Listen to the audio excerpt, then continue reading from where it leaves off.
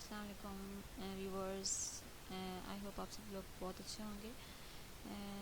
Viewers, आज जो topic पे मैं वीडियो बनाने लगी हूँ वो ये है कि जैसे कि प्री फाइनल वाइवा है या फाइनल प्रेजेंटेशन है, स्टूडेंट्स का प्रोजेक्ट सेलेक्ट करने से लेकर फाइनल प्रेजेंटेशन तक गाइड करूँगी इस पूरी वीडियो में।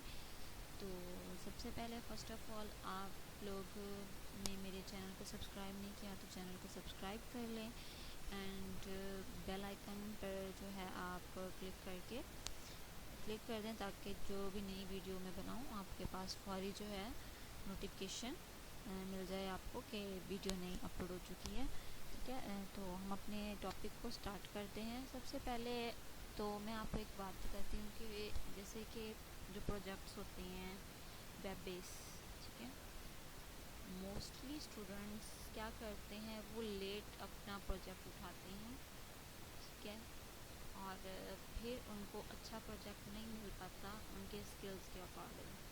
ठीक है, तो कोशिश करें अपने प्रोजेक्ट को जल्दी से जल्दी पिक करने की।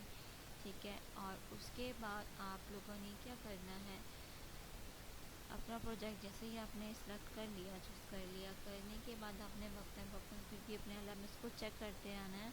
ठीक है, कहीं रिजेक्ट ना हो गया हो। ठीक है, और उसके बाद जब आपका प्रोजेक्ट मुकम्मल तौर पर सिलेक्ट हो जाता है तो उसके बाद आपने क्या करना है, अपने प्रोजेक्ट की सारी जो फंक्शनल रिक्वायरमेंट है उसको आपने रीड करनी है। फंक्शनल रिक्वायरमेंट रीड करने के बाद आपने उसके ऊपर अपना सॉफ्टवेयर जो है, जितने सॉफ्टवेयर आपको चाहिए, मतलब सबलाइन एडिटर जो है, कोड एडिटर जो है वो सॉफ्टवेयर चाहिए, या जैम सर्वर जो है या वैम सर्वर, दोनों सर्वर जो है मेन वो चाहिए, या जो भी आप अपना प्रोजेक्ट सेलेक्ट करते हैं तो उस प्रोजेक्ट के अकॉर्डिंग आपने अपने सॉफ्टवेयर जो है अपने लैपटॉप के अंदर इंस्टॉल कर लेने हैं। ठीक है, उसके बाद नेक्स्ट आपने जो काम करना है वो ये है कि अपने प्रोजेक्ट को फिज़िकली जो जैसे कि हम अपेयर करते हैं वो एक SRS के थ्रू करते हैं। ठीक है, तो उसमें आपने क्या करना होता है, सबसे पहले एक यूज़ केस डायग्राम जो है वो बनानी है और यूजेस सिनेरियो। दो बेसिक चीज़ें हैं, यूज़ केस डायग्राम और यूजेस सिनेरियो और गैंट चार्ट। ये तीन चीज़ें जो है वो आपने कम्प्लीटली उसको बनानी है। ठीक है, हम यूज़ केस डायग्राम में तो आपके जो फंक्शनल रिक्वायरमेंट है उसकी मॉड्यूलेशन आ जाएगी, मतलब कितने मॉड्यूल हैं वो मैं आपको बताती हूँ एक दफ़ा कोई भी प्रोजेक्ट जो है वो ऑन करके। ठीक है, किस तरह से आपने उसको जो है फिज़िकली SRS के तौर पर, जिसको हम अक्सर ये कहते हैं अपने डेटाबेस के बुक में भी पढ़ा है कि फ़िज़िकली आप अपने प्रोजेक्ट को किस तरह से एक्सप्लेन करते हैं एंड लॉजिकली आप किस तरह से एक्सप्लेन करते हैं। ठीक है, तो यहाँ पर आप SRS को में और डिज़ाइन डॉक्यूमेंट में जो प्रोजेक्ट को एक्सप्लेन करते हैं वो फिज़िकली तौर पे आप करते हैं। ठीक है, जैसे कि यूज़ केस डायग्राम बना के, यूज़र सिनेरियो बना के, उसके बाद डिज़ाइन डॉक्यूमेंट में आपने बनाना है ERD, और उसके बाद आपने बनाना है ERD मतलब एंटिटी रिलेशनशिप डायग्राम है, उसके बाद सीक्वेंस डायग्राम्स हैं, क्लास डायग्राम है, डेटाबेस डिज़ाइन है, और उसके बाद इंटरफेस डिज़ाइन जो आप चाहते हो कि हमारा इस तरह से बनेगा तो वो आपने देना है। ठीक है, फॉर एग्ज़ाम्पल मेरे पास ये एक प्रोजेक्ट है, ओपन हमने किया अभी प्रोजेक्ट की फ़ाइल को।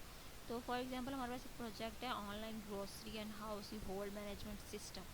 ठीक है, तो उसकी ये वाली है। सबसे पहले तो आपने पढ़ लेना है एब्स्ट्रैक्ट वाला जो पॉइंट है, इस पूरे टॉपिक को आपने पढ़ना है कि इस टॉपिक में हमसे सुपरवाइज़र क्या चाह रहा है कि हमने अपने प्रोजेक्ट को किस तरह से बनाना है। ठीक है, उसके बाद आपने जो रिक्वायरमेंट रखनी है उस प्रोजेक्ट के अंदर उसको रीड करना है। ठीक है, ये सारी रिक्वायरमेंट्स इसको आपने रीड करनी है। अब रीड करते वक्त आपने ये ध्यान रखना है कि यहाँ पर कितने मॉड्यूल हैं, मतलब कितने यूज़र्स हैं इसमें।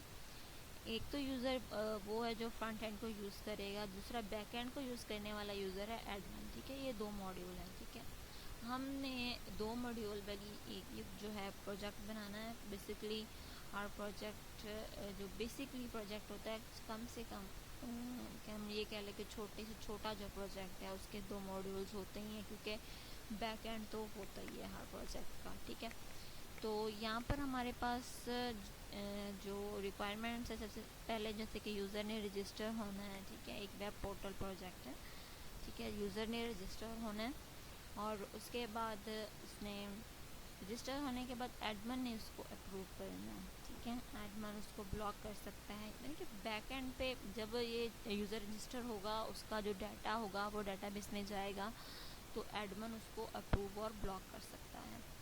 अगर तो एडमिन को यूज़र्स की सारी रिक्वायरमेंट्स जो उसने फील्ड्स में एंटर किए हुए हैं, ठीक है, वो सारा डाटा उसको बिल्कुल ठीक लगता है तो वो उसको अप्रूव कर देगा, ठीक है, क्योंकि यूज़र्स जो बैकएंड है वाला एडमिन है, मतलब बैकएंड का जो यूज़र है उसको सारे यूज़र्स का सारा डाटा जो है वो शो होगा, ठीक है।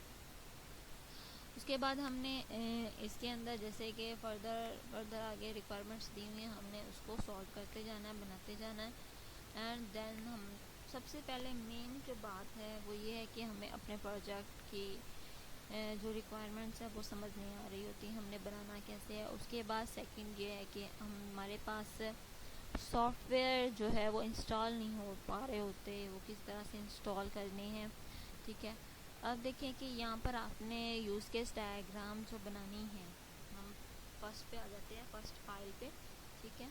तो जो यूज़ केस डायग्राम आपने बनानी है उसके अंदर तो आपने 2 मॉडल बनाने हैं, ठीक है। मैं आपको यहाँ पे एक थोड़ा सा तरीका भी बता देती हूँ कि किस तरह से आप अपनी जो है यूज़ केस डायग्राम वर्ड पर भी बना सकते हैं, तो इसकी कोई जो है इतना इशू नहीं है।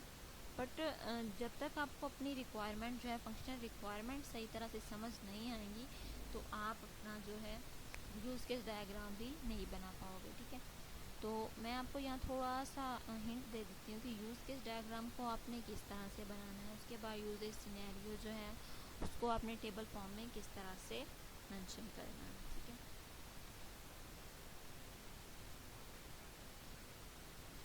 जी, यहाँ पर अब हम अभी जो है वो करते हैं, अपना यूज़ केस डायग्राम बनाते हैं। तो इंसर्ट के मेन्यू में हम जाएंगे, शेप ले लेंगे कि हमने फिज़िकली रिप्रेजेंट करना है तो हम शेप्स में ही करते हैं। तो हमने यहाँ पे एक बाउंड्री बना ली है, ठीक है, और उसके बाद यहाँ पर हम एक मॉडल बनाएंगे,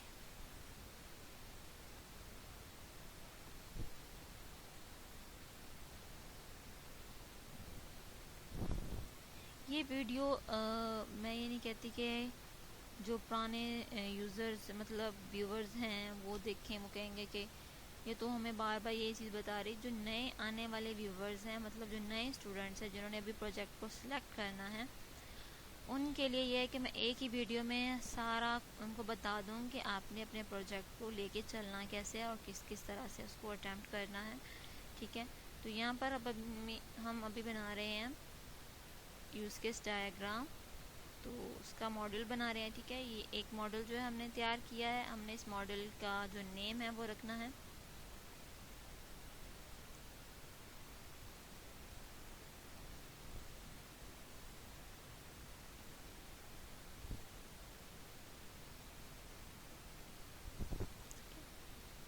ऐसे आप इसको नेम दे दें ऐड, ठीक है। फॉर एग्जांपल ये एडमिन जो है हमारा पास मॉडल एक हो गया। अब हमने सेकंड मॉडल बनाना है यूज़र का, जो फ्रंट एंड को यूज़ करेगा।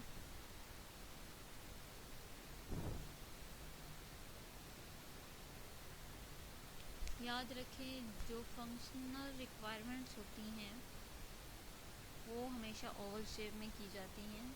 फ़िलहाल तो हम अभी बना रहे हैं यूज़र्स अपने,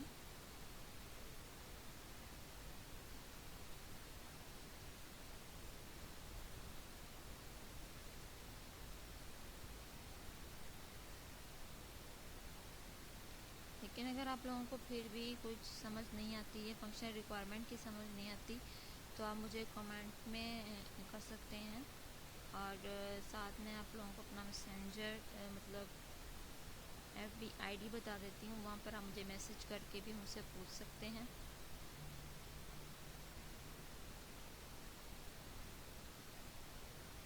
ठीक है, ये हमने बनाए हैं यूज़र।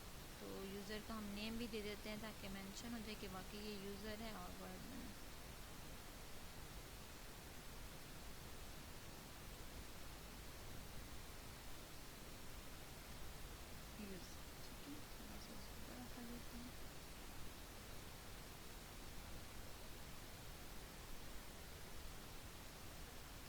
अब ये है यूज़र। क्या मैं बार बार यही कह रही हूँ, मैं जस्ट आपको एग्जांपल के तौर पर समझा रही हूँ। मैं किसी प्रोजेक्ट का या किसी भी जो है किसी के भी प्रोजेक्ट का, किसी स्टूडेंट के प्रोजेक्ट का नहीं बना रही, मैं एक समझा रही हूँ आपको। ठीक है, इस तरह से आपने यूज़ केस डायग्राम बनानी है। ठीक है, ये है हमारे पास ओवल शेप में रिक्वायरमेंट्स होंगी।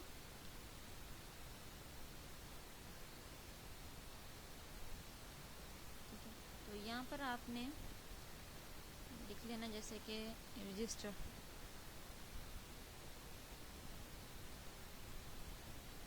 तो इसको बड़ा कर देते हैं।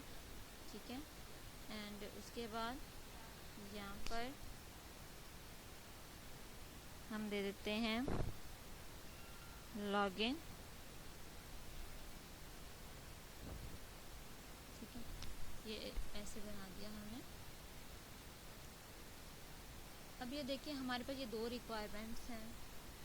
दो रिक्वायरमेंट्स को हमने यूज़र के साथ इसको मैच करवाना है।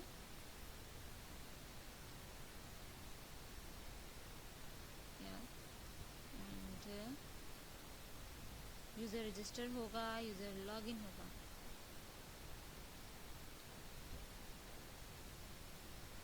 Sorry, okay.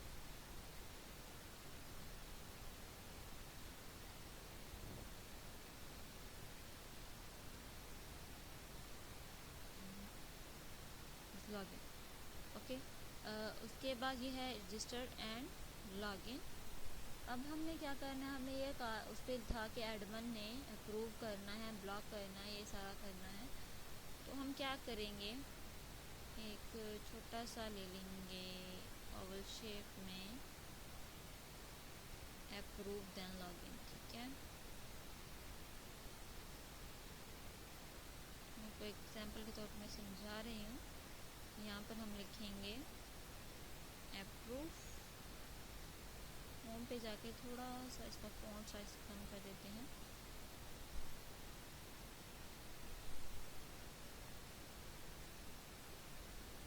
Approve, okay. And थोड़ा सा इसको बड़ा कर देते हैं क्योंकि फॉन्ट साइज हमने कम भी किया, फिर भी उसका कोई इतना इसके ऊपर पड़ा नहीं।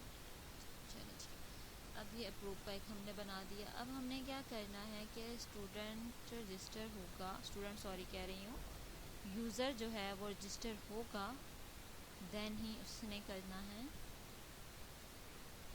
अप्रूव, एंड फिर होगा लॉगिन।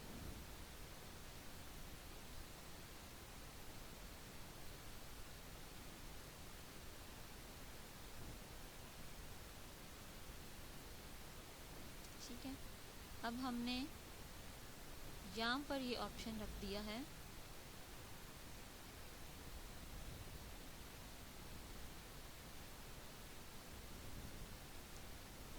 मेरा लैपटॉप भी मेरा साथ देना छोड़ गया है। ओके, ये है हमारा एक छोटा सा यूज़ केस डायग्राम, छोटी सी यूज़ केस डायग्राम, जिसके अंदर दो मॉड्यूल्स हैं। हमने दो फंक्शनल रिक्वायरमेंट्स रखी हैं। तीसरी हमने रिक्वायरमेंट ये रखी है कि जब वो रजिस्टर होगा यूज़र तो एडमिन उसको अप्रूव करेगा, देन लॉगिन होगा। ठीक है, तो ये है हमारा यूज़ केस डायग्राम। ठीक हो गया।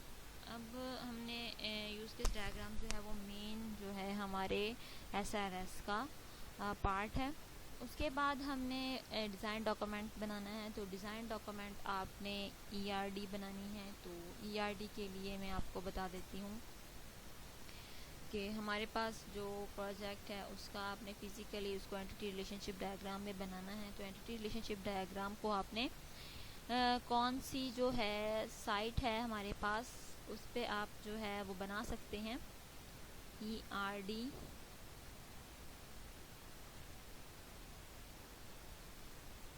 प्लस इस तरह से है हमारे पास एक वेबसाइट, या इसके ऊपर हम क्लिक करते हैं।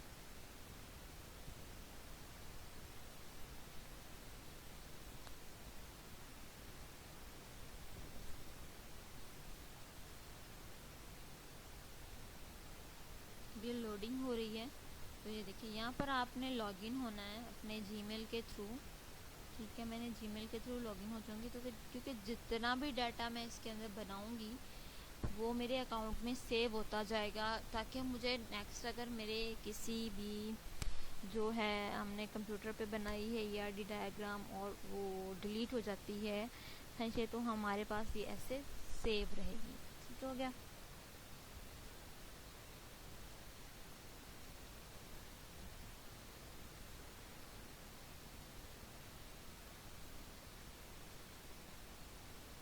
तो ये देखिए यहाँ पर आपने इस तरह से ये बना लेना है। अब यहाँ देखिए जैसे अब ये सही तरह से बिल्कुल ओपन होगा तो आप ये देख सकते हैं कि मेरे पास कितनी सारी ERD डायग्राम जो हैं वो बनी पड़ी हैं। मैं फॉर एग्जांपल मैं आपको कोई एक जो है ERD डायग्राम ओपन करके दिखा देती हूँ। ठीक है, ये देखें, इसको बोलते हैं ERD डायग्राम, मतलब एंटिटी और एंटिटी का, दो एंटिटीज़ का आपस में रिलेशन डायमंड शेप में ज़ाहिर करना और कार्डिनलिटी और मॉडलिटी को हमने शो करवाना है उसके अंदर, तो वो होती है एंटिटी रिलेशनशिप डायग्राम। तो आप यहाँ पर जो है इस ये लिंक मैं डिस्क्रिप्शन में भी डाल दूँगी। इस लिंक से आप जो है ERD भी आसानी से बना सकते हैं। ठीक है, और फिर आ जाती है बात क्लास डायग्राम पे, और डेटाबेस जो है वो डायग्राम, उसका भी लिंक जो है मैं डिस्क्रिप्शन पे डाल दूँगी। मैं अब उसके बारे में बताऊँगी तो फिर जो है वो वीडियो ज़्यादा लंबी हो जाएगी। देन मैं उसका लिंक अगर डाल दूँगी डिस्क्रिप्शन पे, और साथ में उसका एक छोटे से जो है हिंट जो है वो भी डिस्क्रिप्शन में मैं लिख दूँगी कि क्लास डायग्राम को आपने किस तरह से एक्सप्लेन भी करना है और बनाना है, और डेटाबेस डायग्राम को भी। ठीक हो गया। एंड देन हम अपने चलते हैं प्रोजेक्ट के लिए, जो हमें मैंने जैसे कि एक PHP डेवलपर हूँ, वेब बेस्ड डेवलपर हूँ, वेब बेस्ड प्रोजेक्ट बनाती हूँ। तो मुझे चाहिए वेब बेस्ड प्रोजेक्ट के लिए PHP के लिए सबलाइम सॉफ्टवेयर और XAMPP सर्वर। ठीक है, अब सबलाइम सॉफ्टवेयर का लिंक जो है वो भी मैं आपको डिस्क्रिप्शन में डाल दूँगी, जहाँ से आप सबलाइम जो है वो डाउनलोड करके इंस्टॉल कर सकते हैं। ठीक है, सबलाइम एक कोड एडिटर है, ठीक है, जिसको नेटबीन्स भी बोलते हैं। मतलब हम अक्सर ये कहते हैं कि हम नेटबीन्स कौन सा यूज़ करें, जितने भी कोड एडिटर्स हैं वो सारे नेटबीन्स ही हैं। ठीक है, जैसे कि ये मेरे पास, मैंने अभी सबलाइम ओपन किया है, तो ये देखें कि मेरे पास पूरी प्रोजेक्ट की जो फाइल है वो यहाँ पर ओपन है। ठीक है, और मैं जो पेज ओपन करना चाहूँ वो इजीली यहाँ से मैं ओपन कर सकती हूँ, और इजीली जो है मैं इसके ऊपर काम कर सकती हूँ। ठीक है, वो कैसे इजीली मैं इसके ऊपर काम कर सकती हूँ, वो ऐसे कि जैसे कि हमने अभी कोई फंक्शन लगाना है, यानी कि कुछ PHP के बिल्ट इन फंक्शंस होते हैं वो हमें लगाने, तो वो पहले से हमने अगर एक दो वर्ड लिखा है तो हमें ऑटोमेटिकली वो सेट हो जाता है। ठीक है, क्यूरीज हमने लिखनी है तो हमें क्यूरीज के कलर्स का पता चल जाता है कि यहाँ पर हमने हमारा कलर जैसे कि डिस्टर्ब होगा थोड़ा सा, तो हमें पता चल जाएगा कि यहाँ पे कोई गड़बड़ है। तो सबलाइम एडिटर फॉर बिगिनर्स के लिए बहुत ही बेस्ट है। ठीक है, तो आप लोगों ने ये कोड एडिटर ये वाला आपने डाउनलोड करके इंस्टॉल करना है, इसका लिंक भी मैं डिस्क्रिप्शन में डाल दूँगी। उसके बाद है XAMPP सर्वर। ठीक है, XAMPP सर्वर भी आपने इंस्टॉल करना है। कोशिश करें कि आप अपना XAMPP सर्वर जो है ऐसे लोकल डिस्क में इसको इंस्टॉल करें जहाँ पर आपका कोई डाटा जो है मतलब डैमेज होने का ख़तरा ना हो, वहाँ पर आपने करना है। जैसे कि अभी मैंने XAMPP सर्वर को जो है उसके कंट्रोल पैनल को ऑन किया है, तो उसका अपाची और MySQL दोनों रनिंग पे होना चाहिए। देखिए पहले तो यहाँ पर जैसे कि हम न्यू इंस्टॉल करते हैं तो यहाँ पर स्टार्ट का ऑप्शन आ रहा होता है। ठीक है, अब फिर हम खुद उसको स्टार्ट पे क्लिक करते हैं तो ये यहाँ पे ये हमारा जो है अपाची सर्वर जो है वो रन हो जाता है और MySQL रन हो जाता है। MySQL हमारी डेटाबेस की लैंग्वेज है। ठीक है, जिसको हमने यूज़ करना है। तो MySQL में हमने जो है जैसे कि अपने डेटाबेस वगैरह बनाना है, तो डेटाबेस हम किस तरह से बनाएंगे वो भी मैं आपको बता देती हूँ। इसमें डाटाबेस को आपने क्रिएट किस तरह से करना, बनाना कैसे है, ठीक है, क्योंकि हर जो भी हमने प्रोजेक्ट बनाना होता है उसका डाटाबेस जो है वो मस्ट है, ठीक है। अब लोकल होस्ट हमने लिखना है यहाँ पर और PHP माई एडमिन पे जाना है। PHP माई एडमिन में हम जाएंगे, ठीक है। वहाँ पर जाकर आप घबरा जाएंगे एकदम से कि भी इतने सारे डाटाबेस पहले से क्रिएट हुए हैं, तो आप बेफिक्र रहें क्योंकि मैं हूँ एक डेवलपर, PHP डेवलपर स्टूडेंट के बनाती हूँ प्रोजेक्ट्स। तो मेरे पास तो है बहुत ज़्यादा सारा डाटा पड़ा हुआ है, लेकिन कोई बात नहीं, हम आपको भी ऐसा ही सिखा देंगे किस तरह से आप भी जो है इजीली अपने प्रोजेक्ट का जो डाटाबेस है वो क्रिएट कर सकते हैं। तो सॉरी, हम दोबारा से इसको PHP माई एडमिन को जो है वो ओपन करते हैं।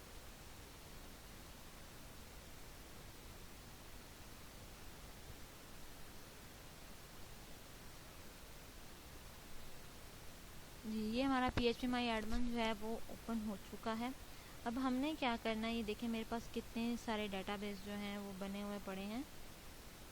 यहाँ पर मैंने इतने स्टूडेंट्स का प्रोजेक्ट बनाए हैं और इन अल्लाह का शुक्र है कि जितने मैंने प्रोजेक्ट्स बनाए हैं उसका मुझे गुड रिस्पांस मिला। एंड यहाँ से आपने न्यू पे क्लिक करना है, ठीक है। जब भी डाटाबेस आपने बनाना है स्टार्ट से तो आपने न्यू पे क्लिक करना है और यहाँ पर हमें एक फील्ड मिल जाएगी। तो उस फील्ड में आपने अपने डाटाबेस का नेम लिख के उसको क्रिएट कर देना है। फिर उस डाटाबेस के अंदर आप जितने चाहे टेबल्स बनाओ, टेबल्स में क्यूरीज के थ्रू डाटा इंसर्ट करवाओ, PHP माई एडमिन में वैसे डायरेक्ट डाटा इंसर्ट करवाओ, आप इजीली करवा सकते हैं, ठीक है जी। यहाँ पर हम डाटाबेस अपना क्रिएट करेंगे, तो डाटाबेस हम अपना क्रिएट करते हैं ABC के नाम से। सो क्रिएट,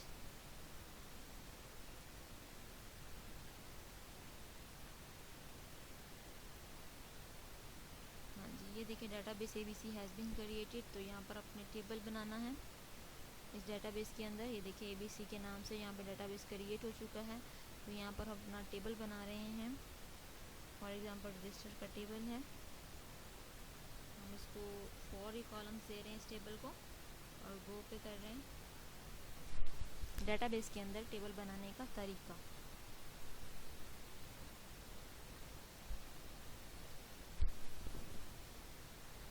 वीडियो तो काफ़ी लंबी हो जाएगी, लेकिन आप लोगों को इसमें बहुत सारी हेल्प मिलेगी।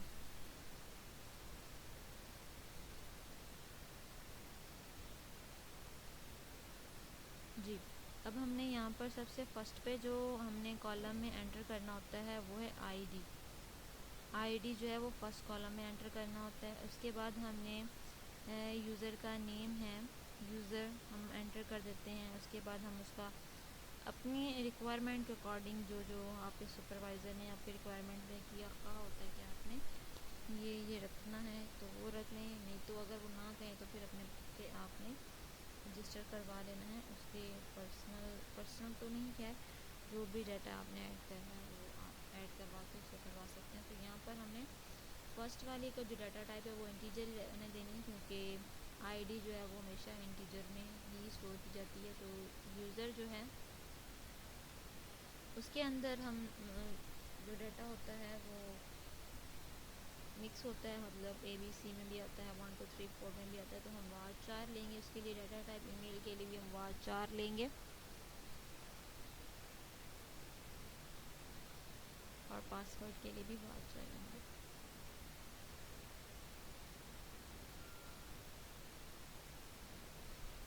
तो यहाँ पर हमने लेंथ दे देनी है जितनी हमें लेंथ चाहिए।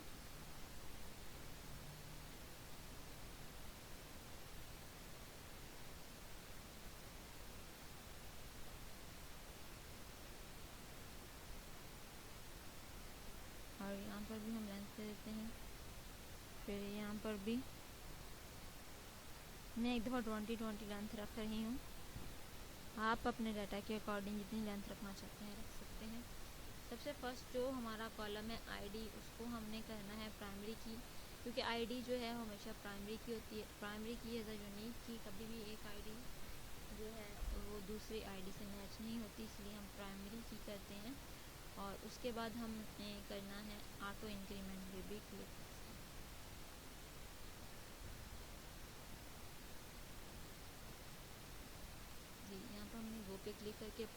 कर दिया है। और उसके बाद हमें करना है ऑटो इंक्रीमेंट पे क्लिक, चेक बॉक्स फिल करके इसको हमने यहाँ से सेव करवा देना है।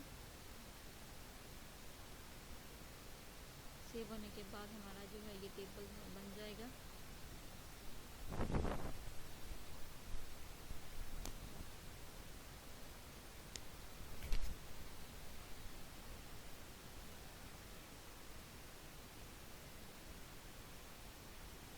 जी वो कह रहे ऑलरेडी एग्जिस्ट, टेबल जो रजिस्टर है वो ऑलरेडी एग्जिस्ट है, वो ये कह रहे हैं। अब ये देखें हमने टेबल आई थिंक सब बनाया है अभी, तो वो मैंने डबल क्लिक कर दिया था सेव के ऊपर, तो इस वजह से वो एक दफ़ा पहले सेव हो, तो फिर दोबारा मैंने सेव पे क्लिक किया तो वो उसने कहा कि ऑलरेडी एग्जिस्ट है। ठीक है, ये देखिए हमारा टेबल जो है वो बन के तैयार हो चुका है। ठीक है, अभी आपने इसके अंदर जो डाटा वगैरह एंटर करना है वो अपने क्यूरीज के थ्रू डाटा एंटर करना है। मैं आपको दोबारा बताती हूँ एक बात, जो मेन है हमारे प्रोजेक्ट के अंदर जो चार या 5 क्यूरीज होती हैं, उस क्यूरीज के अंदर हमारा जो डाटा है वो मतलब पूरा प्रोजेक्ट जो है हमारा PHP की जो क्यूरीज हैं उसके ही राउंड अबाउट होता है। ठीक है, यहाँ पे SQL पे हम क्लिक करेंगे। क्यूरीज जो है वो SQL की टाइप्स हैं, एक तरह से select, static, select, insert, update, delete, clear format, ये सारी क्या हैं क्यूरीज हैं। ठीक है, तो इस पर आप क्लिक करते जाएं, आपको पता चलता जाएगा कि किस तरह से आपने क्यूरीज को लगाना है अपने कोड के अंदर। ठीक है, अभी यहाँ पर देखें जैसे कि ये डिलीट की क्यूरी लगी हुई है कोड में, और यहाँ पर मैं आपको एक दिखाती हूँ इंसर्ट की क्यूरी जो है वो लगी हुई होगी यहाँ पर लाइन नंबर 87 पे इंसर्ट की क्यूरी लगी हुई है। ठीक है, तो आपने इस तरह से जो है अपने क्यूरीज को अच्छे से याद, अगर आपको क्यूरीज लगानी आ जाती हैं, क्यूरीज से काम निकलवाना आ जाता है, तो आप भी एक अच्छे PHP डेवलपर्स हो सकते हैं। ठीक है, एंड उसके बाद आपने क्या करना है, प्री फाइनल वाइवा में आपका यही बात आ जाती है। आप सॉरी उसके बाद आता है डिज़ाइन डॉक्यूमेंट के बाद, और SRS के बाद आता है टेस्ट फेज़। ठीक है, टेस्ट फेज़ में कुछ 4-5 रिक्वायरमेंट्स होती हैं, जैसे कि अभी हमने एक रिक्वायरमेंट वाली फ़ाइल जो है वो ओपन की हुई थी। ठीक है, अभी रिक्वायरमेंट वाली फ़ाइल जो है हमने एक ओपन की हुई थी, तो इसके अंदर बहुत सारी रिक्वायरमेंट्स हैं। जो टेस्ट फेज़ होता है वो आपको अलग से एक सुपरवाइज़र आपके टेस्ट फेज़ वाले आइकन में वो अपलोड कर देता है। तो टेस्ट फेज़ के ऊपर आप जैसे ही क्लिक करते हैं तो आपको एक फ़ाइल जो है वो डाउनलोड हो जाती है। ठीक है, तो उस फाइल में आपकी रिक्वायरमेंट्स होती हैं टेस्ट फेज़ के लिए 3-4 होती हैं, इसकी की ज़्यादा भी होती हैं। ठीक है, तो वो आपने एक माह के अंदर, एक माह से भी कम जो है वो 10-15 दिन का होता है टाइम उसके का, तो वो आपने अपना जो है रिक्वायरमेंट्स कंप्लीट करनी होती हैं, फिर उसको सबमिट करवानी होती है। फिर 5 या 6 दिन के बाद आपका जो है वो वाइवा स्टार्ट हो जाता है, test phase viva. Sorry, test phase viva में आपके पास जो है वो स्काइप होना चाहिए। ठीक है, वेब कैम अच्छा होना चाहिए, उसके बाद आपके पास माइक्रोफोन ठीक होना चाहिए और स्पीकर ठीक होना चाहिए। तो ये टेस्ट फेज़ वाइवा में आपको इन चीज़ों की ज़रूरत है। और प्रोजेक्ट जिसके ऊपर आपने अपना जो टेस्ट फेज़ जो आपने बनाया है वो आपका सही तरह से रनिंग पे होना चाहिए, और फिर उसकी बेसिक्स के बारे में पता होना चाहिए। फॉर एग्ज़ाम्पल अगर मैं अभी कोई भी यहाँ पर प्रोजेक्ट रन करती हूँ, ठीक है, मेरे पास जो पड़े हैं मैं उनमें से कोई एक जो है प्रोजेक्ट यहाँ पर रन कर लेती हूँ। फॉर एग्ज़ाम्पल मैं ग्रॉसरी वाला कर लेती हूँ, ग्रॉसरी वाला ही ओपन कर, तो ग्रॉसरी वाला ही मैं कर देती हूँ प्रोजेक्ट रन। ठीक है, अभी मैं बना रही थी इसको तो इसलिए ये ऐसे है। तो हम इसके लॉगिन पे क्लिक करते हैं। देखिए ना, अभी मुझे जैसे ही मैंने लॉगिन पे क्लिक किया है तो ये लॉगिन का पेज आ गया है। तो यूज़र को अब नहीं पता कि उसने, अगर वो उसने किसी से बनवाया उसको नहीं पता कि मैंने यकदम से किस पेज पे जाना है। अब लॉगिन यूज़र है तो ये तो हमें पता है कि इसका ज़ाहिर बात है कि login.php का ही पेज है, तो उस पर जाना है। तो आपने अपने URL में चेक करना है लोकल होस्ट के बाद ग्रोसरी लिखा हुआ है, ग्रोसरी आपके फोल्डर का नेम है, और login.php ग्रोसरी फोल्डर के अंदर जो है login.php का पेज है वो वहाँ पे आपने जाना है। तो यहाँ पे आपने एक काम करना है, सबसे पहले सबलाइम को आपने ओपन करने है, फाइल पे क्लिक करना है, फाइल पे क्लिक करने के बाद ओपन फोल्डर पे क्लिक करना है।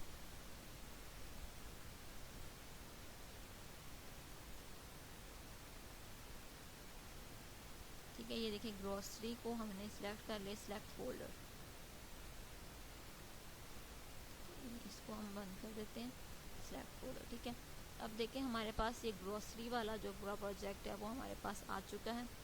सॉरी, मैंने जस्ट उसके अंदर वाले पार्ट्स को ही सिलेक्ट किया है। हम दोबारा से करते हैं, ये ग्रोसरी को सिलेक्ट फोल्डर, अभी बिल्कुल ठीक जो है वो हमारा है। ठीक है, ये ग्रोसरी। अब इसके अंदर जो login.php का ये वाला पेज है जिसको आपने ओपन करना है, क्योंकि आपसे सुपरवाइजर ये कह सकता है जो पेज आपने ओपन किया हुआ है उसका कोड ओपन करें, तो आपने इस तरह से URL से देखना है और ग्रोसरी के फोल्डर में ही, ये देखो मैं इसको बंद करती हूँ तो ये ग्रोसरी का फोल्डर बंद हो जाता है। जैसे इसके ऊपर क्लिक करते हैं तो इस फोल्डर में ही login.php का पेज है, तो वहाँ पर अपने कोड में पहुँच सकते हैं। तो ये नीचे है उसका लॉजिक, यहाँ पे जो है PHP का लॉजिक है। ठीक है, और ये ऊपर है HTML। ठीक है, बेसिक। तो ये चीज़ें आपको पता होना चाहिए टेस्ट पेज वाइवा के अकॉर्डिंग, तो ये चीज़ें होनी चाहिए। और इसके बाद आपको क्यूरीज़ का पता होना चाहिए, क्यूरीज़ जो आपने लगाई हैं उसका क्या मकसद है, किस तरह से। ठीक है, ये चीज़ें आपको पता होना चाहिए। ये टेस्ट पेज वाइवा में हो गई। और उसके बाद है हमारे पास प्री फाइनल वाइवा है। प्री फाइनल वाइवा में आपने अपना सारा प्रोजेक्ट जो है वो बना के, फाइनल प्रेजेंटेशन PPT फाइल बना के, फाइनल रिपोर्ट बना के, जिप करके, तीनों चीज़ों को जिप करके आपने सबमिट करवा देना है। फिर उसके बाद आपका होगा pre final viva. Pre final viva में आप लोगों थोड़ा टफ होता है क्योंकि वो एक फुल प्रोजेक्ट का वाइवा है, उसमें काफ़ी सारी रिक्वायरमेंट्स जो आपने बनाई हैं या बनवाई हैं, ठीक है, उसका वाइवा है। तो उसके तो आपको मैं कहते हैं A to Z तक पता होना चाहिए आपको। ठीक है, PHP के बारे में पता होना चाहिए, HTML आपके बारे में पता होना चाहिए, आपको ये पता होना चाहिए कि आपने इस पेज पर ये वाला डिज़ाइन बनाया है तो इस डिज़ाइन का कोड कहाँ पर है, उसकी लाइन कौन सी लाइन पे कौन सा कोड है, ठीक है, कौन से पेज पर किस पेज का कोड है, ठीक है, और किस मकसद के लिए ये कोड बनाया गया और उस मेथड का मतलब क्या है, ये सारा आपको प्री फाइनल वाइवा में आना चाहिए। ठीक है, उसके बाद हमारे पास नेक्स्ट होती है फाइनल प्रेजेंटेशन, जो कि एक PPT फाइल होती है और साथ में आपने एक फेवरेट बुक जो है वो करनी होती है चूज़। ठीक है, फाइनल प्रेजेंटेशन में आपने SRS से लेके प्री फाइनल वाइवा तक जितना भी प्रोजेक्ट बनाया है उसको आपने एक प्रेजेंटेशन स्लाइड्स में आपने कवर किया होता है और वही स्लाइड्स आपने प्रेजेंट करनी होती है, रिप्रेजेंट करनी होती है सुपरवाइज़र के आगे, सारा समझाना होता है। फिर एक सुपरवाइज़र होता है स्पेशलिस्ट, बुक स्पेशलिस्ट होता है, फेवरेट बुक स्पेशलिस्ट, जो बुक आप बताएंगे वो उसी बुक में से क्वेश्चन करेगा। तो फिर अगर आप ये समझते हैं, हाँ वो फेल नहीं करते प्रेजेंटेशन में, लेकिन CGPA पे इफेक्ट पड़ता है उसका।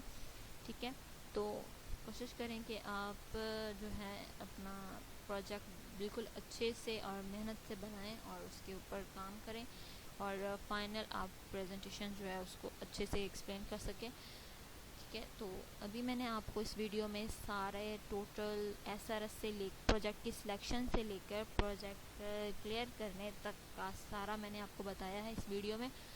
तो आई होप आप लोगों को समझ भी आई होगी।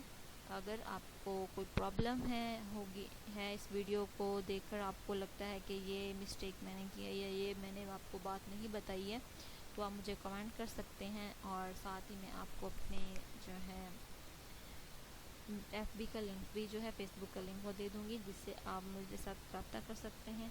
ठीक है, और उसके बाद आपको जो है एक मैसेंजर ग्रुप है हमारा, एक FB ग्रुप है, उसका भी लिंक दे दूँगी ताकि आप इजीली जो है उस ग्रुप में भी आपको हेल्प मिल सके और उसके बाद मैसेंजर में भी आपको हेल्प मिल सके। ठीक है, तो मेरे चैनल को सब्सक्राइब करना मत भूलिएगा ताकि आपको जो है हर नई वीडियो जो है वो जल्दी से जल्दी आपके नोटिफिकेशन में आपको मिल जाए, ठीक है। एंड गुड बाय, अल्लाह हाफिज़।